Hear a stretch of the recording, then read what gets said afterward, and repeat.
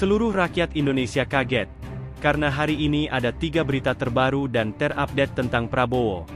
Silahkan simak baik-baik, inilah berita yang pertama. Tak bisa diadu domba, kata pengamat. Hubungan Jokowi dan Prabowo justru kian akrab. Pengamat politik sekaligus Direktur Eksekutif Indonesia Political Review Ujang Komarudin menyatakan, upaya memecah belah hubungan antara Presiden Joko Widodo dan Presiden terpilih Prabowo Subianto gagal total. Menurutnya, keadaan malah berbalik. Hubungan keduanya justru semakin akrab. Hal ini terlihat dari pertemuan intens yang terjadi 2 kali, yakni di Jakarta dan Solo. Menurutnya, pertemuan Prabowo dengan Jokowi itu menandakan bahwa keduanya tetap kompak. Meskipun banyak yang ingin mengadu domba, banyak yang ingin mereka berpisah, bercerai, tetapi keduanya terus menjalin hubungan yang mesra, yang harmonis dalam ikatan kekeluargaan dan kekerabatan yang penting untuk kepentingan bangsa dan negara, ujar Ujang. Dia meyakini, hanya segelintir pihak yang tidak menyukai hubungan harmonis antara kedua tokoh tersebut. Mayoritas masyarakat merasa senang melihat pemimpinnya akur, rukun, dan bersatu. Masyarakat Indonesia lebih menginginkan agar transisi pemerintahan dari Presiden Jokowi ke Prabowo berjalan lancar. Saya melihat ini sangat menenangkan bagi rakyat. Ini disukai oleh publik, karena bagaimanapun, seluruh rakyat Indonesia berkepentingan menjaga transisi pemerintahan dari Pak Jokowi Ma'ruf Amin ke Prabowo Gibran agar berjalan aman, damai, tertib, sejuk, dan tentunya mulus, jelasnya. Ini kepentingan rakyat, karena bagi rakyat, jangan sampai ada konflik, jangan sampai bertengkar, karena itu akan berdampak kepada masyarakat, tambahnya. Ujang menyampaikan, pertemuan Presiden Jokowi dan Prabowo 2 kali tersebut, juga menunjukkan keseriusan Prabowo, dalam melanjutkan pemerintahan sebelumnya. Keduanya kompak bersatu untuk kepentingan masyarakat, bangsa, dan negara. Ini tentu positif untuk pemerintahan Prabowo Gibran ke depan. Apa yang dilakukan Pak Jokowi dan Pak Prabowo untuk menjaga Indonesia tetap stabil dan baik-baik saja, serta memastikan transisi pemerintahan dari Jokowi ke Prabowo berjalan aman, damai, tertib, dan mulus, merupakan sebuah keharusan, ungkap Ujang. Ujang menduga pihak yang masih berusaha memecah belah Presiden Jokowi dan Prabowo adalah pihak yang merasa sakit hati atau pihak yang kalah dalam Pilpres 2024. Namun, menurut Ujang, memisahkan hubungan antara Jokowi dan Prabowo bukanlah hal mudah, karena kedua tokoh tersebut memiliki pemahaman yang sama dalam membangun bangsa ke depan. Mereka gagal dan tidak sukses dalam mengadu domba Jokowi dengan Prabowo. Jokowi dan Prabowo adalah politisi yang berpengalaman. Mereka tidak mudah dipecah belah, tidak mudah diadu domba. Saat ini, hubungan mereka satu frekuensi, satu arah dan satu tujuan, tegasnya. Menurut Ujang, pihak yang berusaha mengadu domba kedua tokoh tersebut kemungkinan akan merasa kecewa, karena sejauh ini Presiden Jokowi dan Prabowo justru saling melengkapi. Saya melihat pihak yang berusaha mengadu domba akan kecewa, karena upaya mereka untuk merusak suasana dan hubungan Jokowi-Prabowo tidak berhasil, katanya. Ujang menambahkan, pihak pengadu domba mungkin berupaya agar transisi pemerintahan tidak berjalan lancar. Kita bersyukur transisi ini diharapkan berjalan aman dan lancar.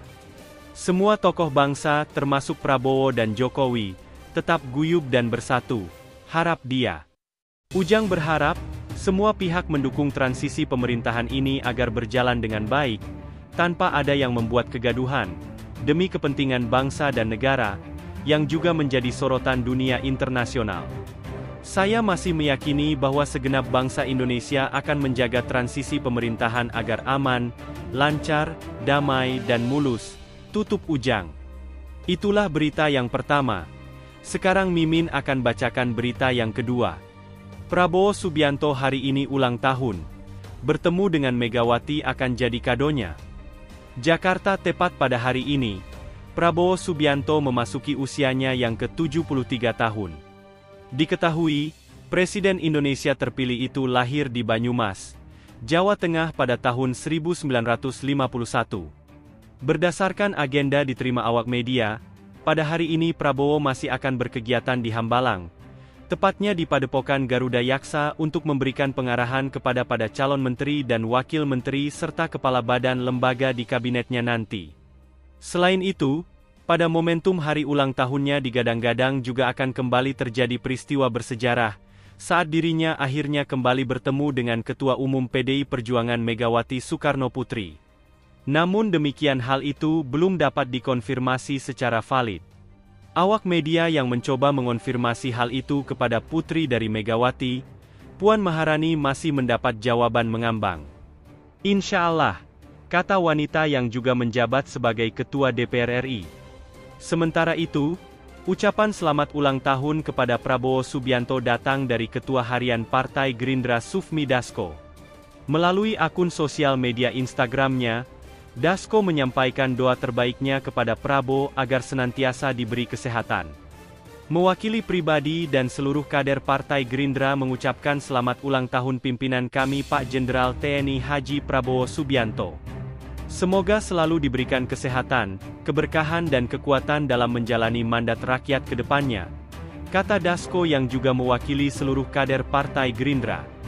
Dasko berjanji, dirinya bersama seluruh kader akan terus setia dan berjuang mewujudkan program terbaik untuk bangsa dan negara. Kami akan selalu berada di garda terdepan dalam berjuang mewujudkan dan menyukseskan program-program yang ada nantinya. Salam Indonesia Raya, Dasko menandasi. Itulah berita yang kedua. Sekarang Mimin akan bacakan berita yang ketiga. Jokowi akan pantau terus pembangunan IKN setelah pensiun. Manfaatkan posisi Gibran Rakabuming untuk lakukan hal ini. Pemerintahan Presiden Jokowi akan segera berakhir, dan digantikan dengan pemerintahan yang baru. Selain itu, Presiden Joko Widodo diketahui akan secara resmi pensiun per 20 Oktober nanti. Namun demikian Jokowi menuturkan akan rutin mengunjungi ibu kota Nusantara, sesudah purna tugas nanti. Hal ini diungkapkan saat Jokowi selesai melakukan peresmian Istana Negara di Ibu Kota Nusantara, pada 10 Oktober 2024 lalu. Selain itu, Jokowi berharap nantinya Istana Negara akan menjadi tempat untuk acara-acara kenegaraan. Menanggapi hal ini, analis politik Adi Praitno mengungkapkan, bahwa Jokowi sudah bukan pejabat negara per 20 Oktober nanti. Sehingga keinginan baik Jokowi tersebut, perlu diserahkan ke pemerintahan baru. Menurut Adi, Jokowi mungkin akan menggunakan anak sulungnya yang menjabat sebagai wakil presiden yang akan berkantor di IKN sebagai alasan. Sehingga alasan tersebut dianggap wajar, sebab gagasan proyek IKN lahir atas inisiatifnya. Akan tetapi keinginan Jokowi tersebut justru mengisyaratkan, bahwa dirinya dinilai sedang mendesak pemerintahan berikutnya, untuk tidak mengabaikan proyek mercusuar itu. Selain itu, Jokowi sempat memamerkan segi kualitas bangunan Istana Negara di IKN yang menurutnya sudah bagus. Sedangkan untuk Istana Garuda dalam tahap penyelesaian, dan ditargetkan rampung keseluruhan pada November 2024. Maka nantinya, peresmian Istana Garuda akan dilakukan oleh Presiden terpilih Prabowo Subianto. Seperti diketahui Presiden Prabowo bersama Wakil Presiden terpilih Gibran Rakabuming Raka, akan resmi dilantik pada 20 Oktober mendatang.